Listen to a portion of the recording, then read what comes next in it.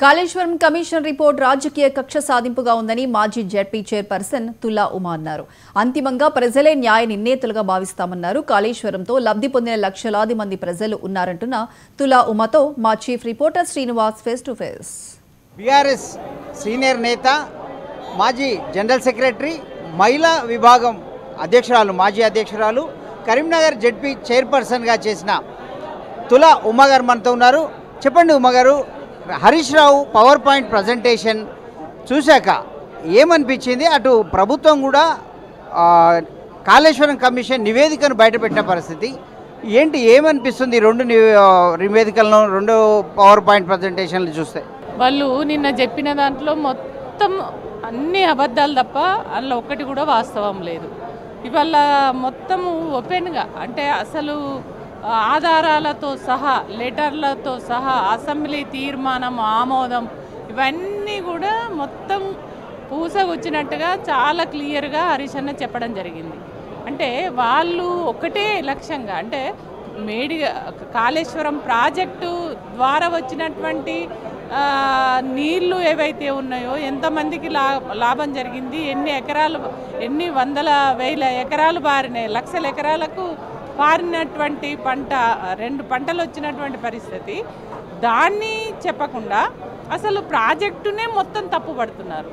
అక్కడ అంత పెద్ద ప్రాజెక్టు కట్టినటువంటి ఆ కట్టడాలలో ఒకటో రెండో పిల్లర్లు కొద్దిగా కుంగినంత మాత్రాన దాన్ని రిపేర్ చేయవలసినటువంటిది పోయి మొత్తం ప్రాజెక్టే అది తప్పన్నట్టుగా, ప్రాజెక్టే అసలు క్యాబినెట్ ఆమోదం లేదని అన్ని తప్పుడు మాటలు మాట్లాడారు, తప్పుడు ప్రజెంటేషన్ చేసిరు. అంటే వాళ్ళు తప్పు చెప్తున్నారని మీరు అంటున్నారు, మీరు కొన్ని వాస్తవాలు దాస్తున్నారని వాళ్ళు అంటున్నారు, ప్రభుత్వంలో ఉన్న కాంగ్రెస్ పార్టీ.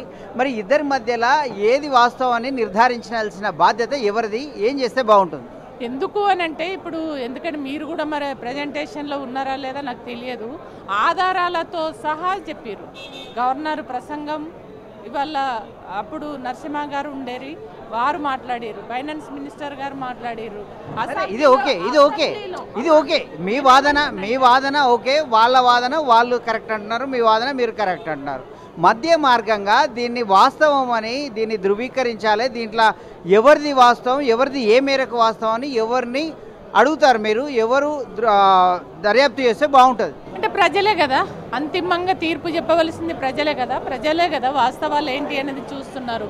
వందలాది వేలాది మంది అక్కడికి కాళేశ్వరం ప్రాజెక్టు పోయి చూసి వచ్చినటువంటి ప్రజలు చాలామంది ఉన్నారు. రైతులు వెళ్ళారు, చాలామంది కూడా ఆనాటి ఉద్యమకారులు వేయరు, అవన్నీ కూడా ప్రత్యక్షంగా చూసిరు. ఆ కట్టడాలు కానీ అది అంతెందుకు అనుభవించారు కదా.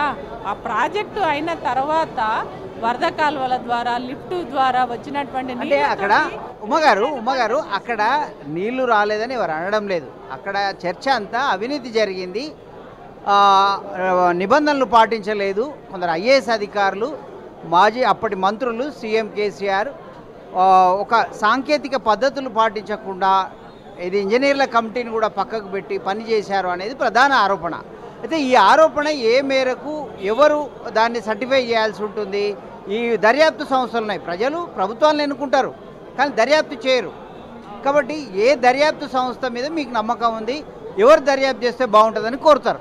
అంటే నేనొకటి, ఈ దర్యాప్తు సంస్థ అనేది కాదు, వాస్తవాలు. ఇప్పుడు కమిషన్ పోయింది, అక్కడ వాస్తవాలు చెప్పండి.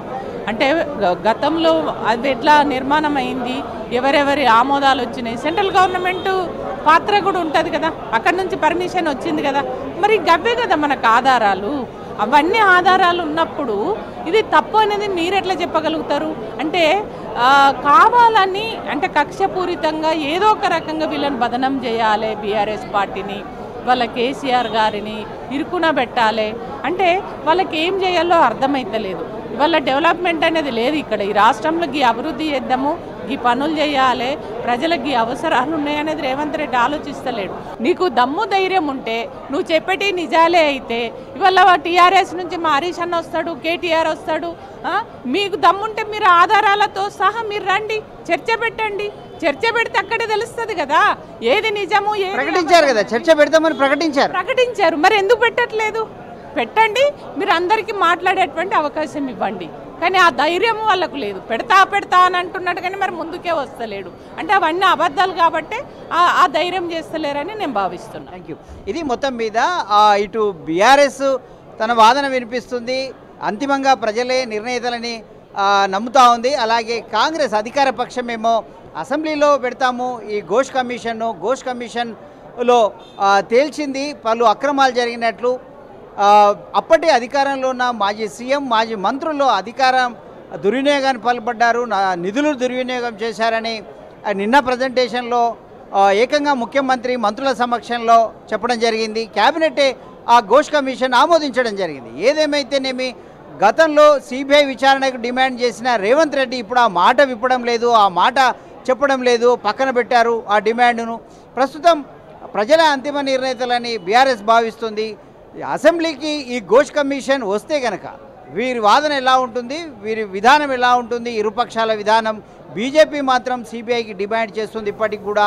మరి ఇది తేల్చాల్సింది ఎప్పుడు, ఇది తేలుతుందా తేలకుండానే రాజకీయ అంశంగా ముగిసిపోతుందా అనేది వేచి చూడాల్సిందే.